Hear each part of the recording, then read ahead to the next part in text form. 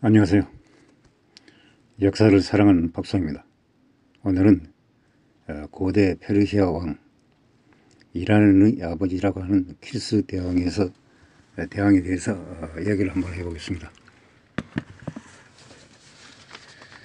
키루스 대왕은 세계적으로 유명한 정복자입니다. 페르시아를 중심으로 에게에서 인더스 강에 이르는 근동 지역을 포괄하였습니다. 그리스의 군이며 저술가인 크세노폰이 자신의 저작에서 최초로 기록한 키루스 전설의 주인공으로 고대 페르시아 사람들에게 백성의 아버지로 불렀다고 합니다. 인자고 이상적인 군주이며 성서에서는 바벨론에 잡혀있던 유대인들을 해방자로 기억되고 있습니다. 바빌론 요수이죠. 이게 BC 590년 메디아가 아니면 페르시스에서 태어났을 가능성이 크다고 합니다.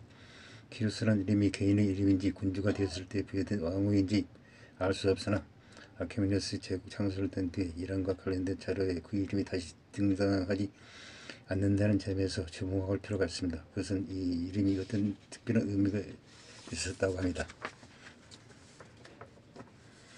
대부분의 학자들은 키루스 대왕이 그 이름을 사용한 페르시아 통치자로서는 최소한 2번째라는 데 동의하고 있습니다.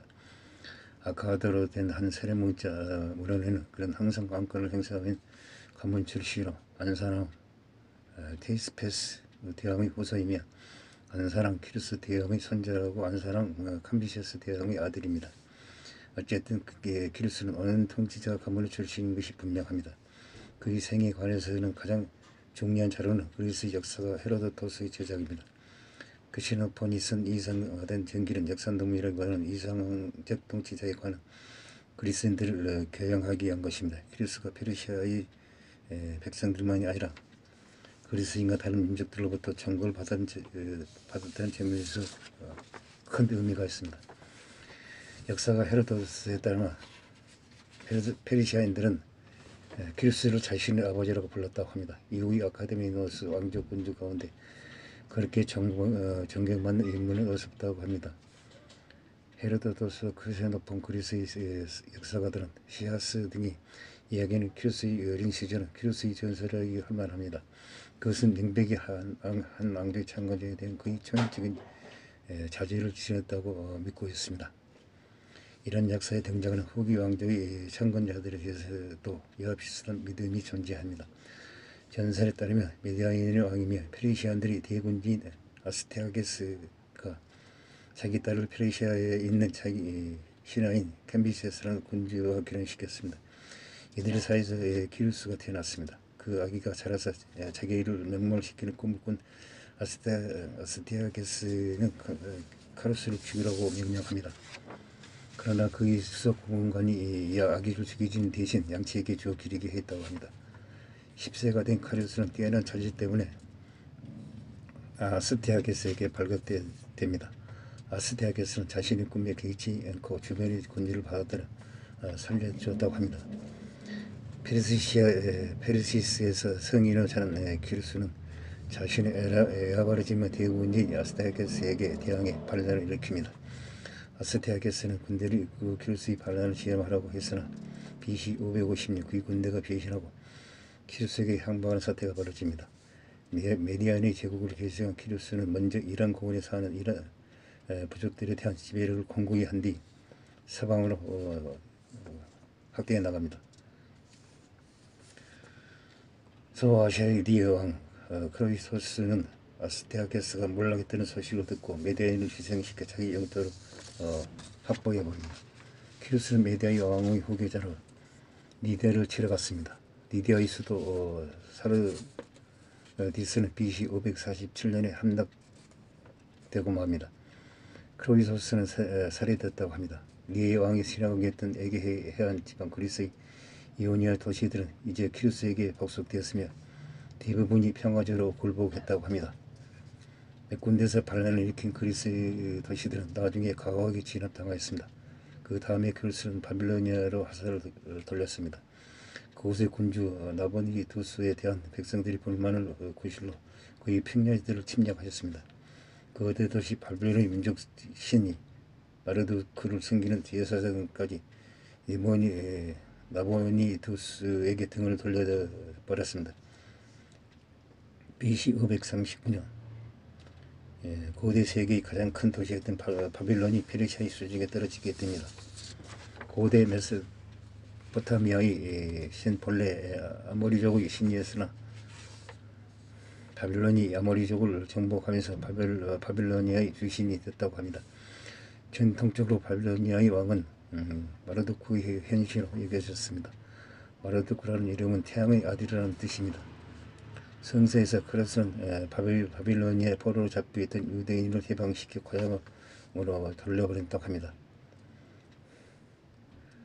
바빌로니아인과 다른 민족 등에 대해서도 권력을 베풀었던 훌륭한 기르스 왕입니다. 정교적 권력, 그는 마르두크 신을 존중하고 지방 간섭을 지지하는 한편 지방 신들에게 재물을 바쳐 지방 주민들을 무마했다고 합니다.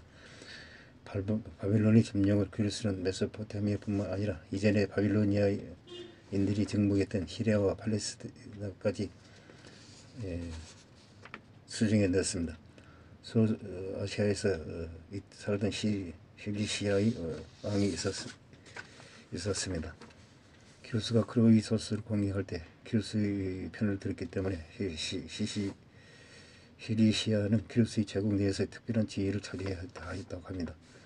이와 같이 군사력과 예고적 수단까지 덩어리 기루스는 당시 유례가 없었던 최대 제국을 건설하였습니다. 기루스는 몇 군데 덕을 뒀던 것 같습니다. 페르시아가 국수주자가 아니었던 기루스는 피종민들에게서 기꺼이 배우는 자세를 취했다고 합니다.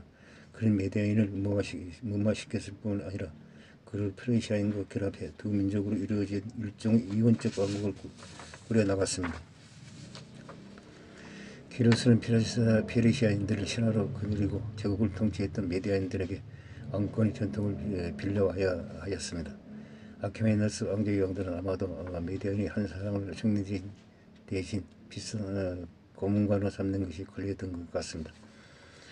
다리우스 시대 이래 아케메네스 왕족의 수도였던 페르세폴리스에서 출토된 후기 부조를 보면 한 메디아인이 대왕과 키루스 대왕과 나란히 있는 모습이 자주 나옵니다.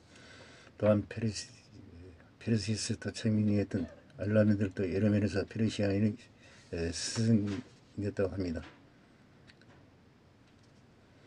예컨대 페르세폴리스에서 출토된 석지 부조에 페르시아인들이 엘라민의 옷을 입고 엘라민이 만든 물건을 들고 있는 모습이 자주 나오는 데서 알 수 있듯이 정부 형태와 정치 방식에서도 새로운 것이 없이 다른 민족의 것을 차용하여 그것을 새로운 제국에 맞게 운영했다고 합니다. 기루스는 거대한 제국을 만들어내는 데서뿐만 아니었습니다. 모든 면에서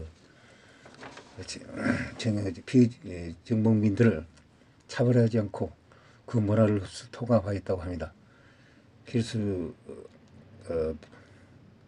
유대인들이 바빌론 유수에서 사로잡혀 노예생활을 하고 있을 때 기루스 대왕이 모두 석방시켜서 고향으로 돌아가게 했다는 것은 큰 의미가 있습니다. 이상 기루스 페르시아 대왕 이란의 아버지 기루스 대왕에 대해서 얘기를 하여 보았습니다. 항시 부족함을 느낍니다. 양해 부탁드립니다. 감사합니다.